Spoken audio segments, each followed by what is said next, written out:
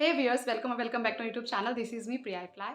सो आप सभी ने मुझे बहुत बार पूछा है कि एयरलाइन जो होती है, हम जो इंटरव्यू देते हैं वहाँ पे हमें क्या पैसे देने पड़ते हैं, कोई भी चार्ज उनको देना पड़ता है। लाइक इंटरव्यू से पहले कुछ पैसे देने पड़ते हैं क्या, इंटरव्यू के बाद कुछ पैसे देने पड़ते हैं। तो आप सब बहुत ज़्यादा कन्फ्यूज़ हो and also I got a lot of DM on my Instagram ID. Just you all want to know कि क्या चार्जेस होते हैं, क्या नहीं होता है, सो आप कंफर्टेबली अप्लाई कर सको किसी भी एयरलाइन के लिए। आई नो ये भी एक टेंशन की बात होती है कि हम सिलेक्ट हो जाएँगे, फिर हम पैसे कहाँ से भरेंगे? तो ये होती है, बट डू नॉट वरी, मैं आपको सारी चीज़ें इन डिटेल बताने वाली हूँ। सो आई होप आपको वो हेल्प करे एंड आप इंटरव्यू के लिए कॉन्फिडेंटली जा सको विदाउट एनी वरीज़ कि पैसे देने पड़ेंगे बाद में, ठीक है? So let's get into the video.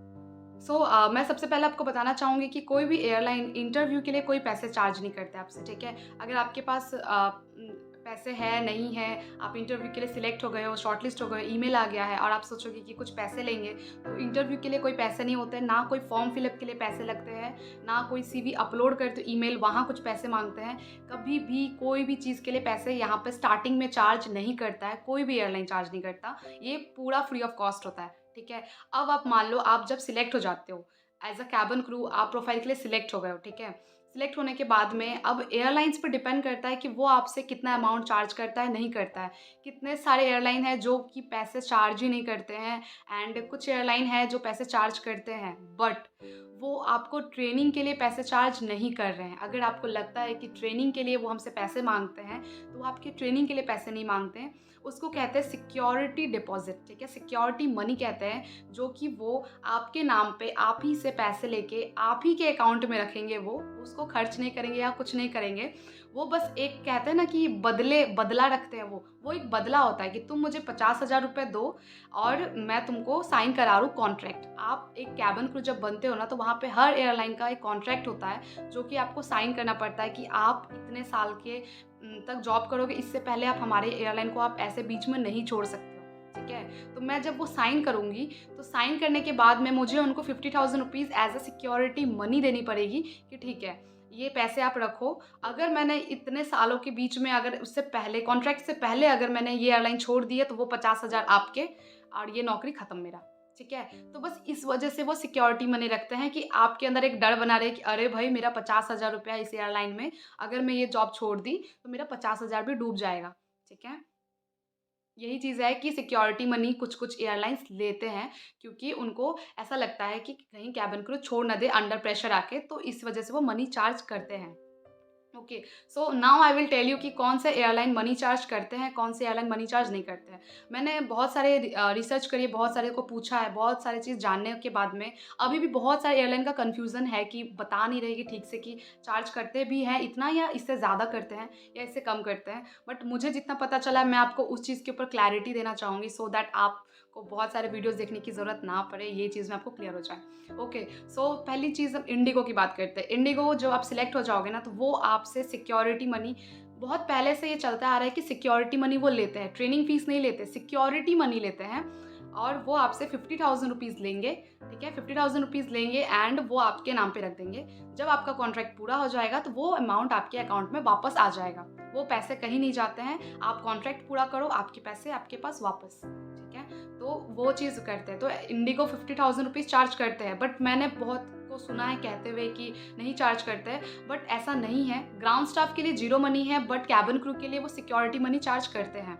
अगर आपसे नहीं चार्ज किया गया है तो I don't know why, but charge करते हैं 50,000 rupees, but it is refundable, ठीक है? रिफंडेबल है ये, रिफंड हो जाएगा, आपके सैलरी अकाउंट में आ जाएगा वो पैसे। Fine, okay, so now coming towards Vistara. Vistara क्या करते हैं? तो विस्तारा अमाउंट चार्ज नहीं करते हैं, ना कोई सिक्योरिटी डिपॉज़िट चार्ज करते हैं, ना कुछ ऐसी फ़ीस, कुछ भी चार्ज नहीं करते, फ्री ऑफ कॉस्ट है विस्तारा में सब कुछ। तो आप बहुत ही खुश हो जाओ इस चीज़ के लिए कि विस्तारा में ज़ीरो अमाउंट देना पड़ेगा आपको, ठीक है? तो विस्तारा में चार्ज नहीं करते हैं। नाउ कमिंग टुवर्ड्स, मैंने रिसेंटली ट्रू जेट का बना रखा था कि उनकी हायरिंग चल रही है, तो ट्रू जेट में, हाँ, आप सभी ने सही सुना है कि 3 लाख रुपए चार्ज करते थे बहुत पहले। मेरी एक फ्रेंड उसमें काम कर चुकी है and she told me that 3 lakh rupees charge करे थे, तो चार्ज करा गया था।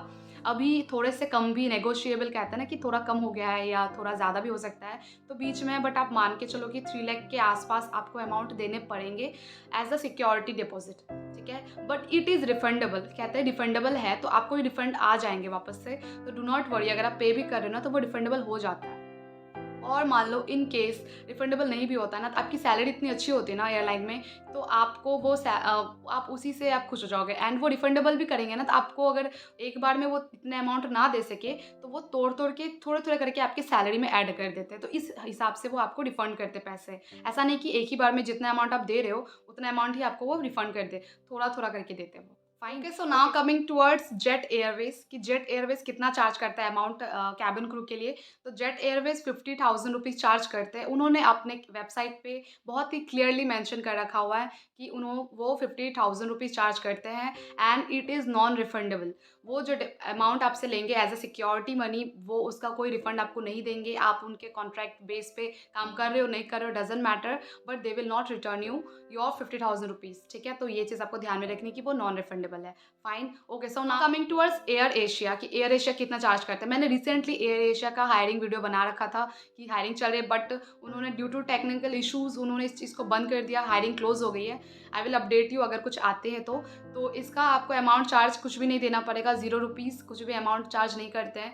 इन्होंने गूगल पे बहुत ही बड़े अक्षरों में लिख रखा हुआ है कि we do not charge any money from candidates who will appear for cabin crew. ठीक है, तो वो कुछ भी चार्ज नहीं करते। सो बी फ्री कि आप अगर एयर एशिया के लिए जा रहे हो तो आपको चार्ज नहीं देने पड़ेंगे। Now coming towards air India. Air India जो है वो अमाउंट चार्ज करते हैं कि नहीं करते, तो yes they do charge money 1,50,000 around वो अमाउंट चार्ज करते हैं। ठीक है, एंड ऐसा नहीं है कि वो एक ही साथ में चार्ज करते हैं, वो कुछ अपने डिपॉजिट के हिसाब से थोड़े-थोड़े करके लेते हैं, तो वो इतना आपको देना ही पड़ेगा ले दे के।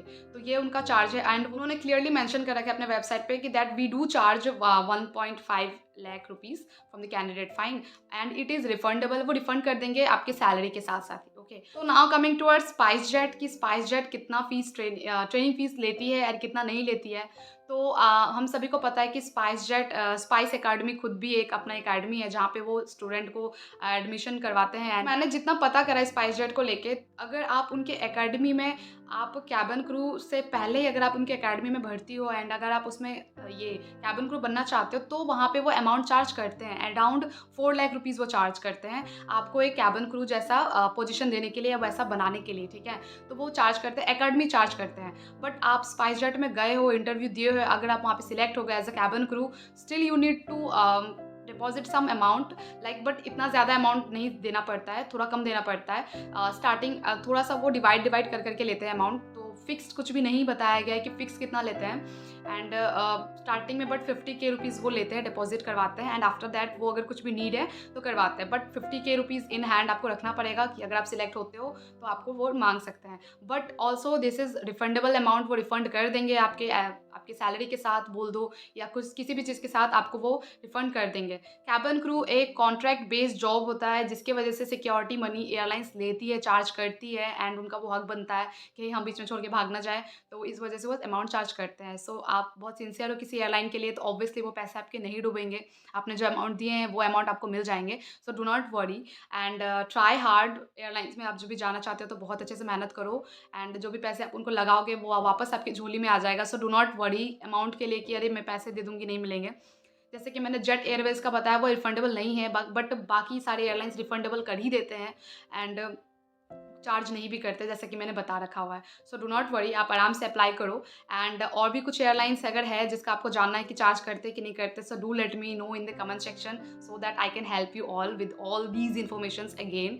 फाइन, वीडियो अगर अच्छी लगी हो तो प्लीज़ लाइक कर देना, शेयर कर देना and also do subscribe guys. Why don't you subscribe, please subscribe कर दो। Soon I will make one special video for you all, so stay tuned. Okay, so चलो बाय।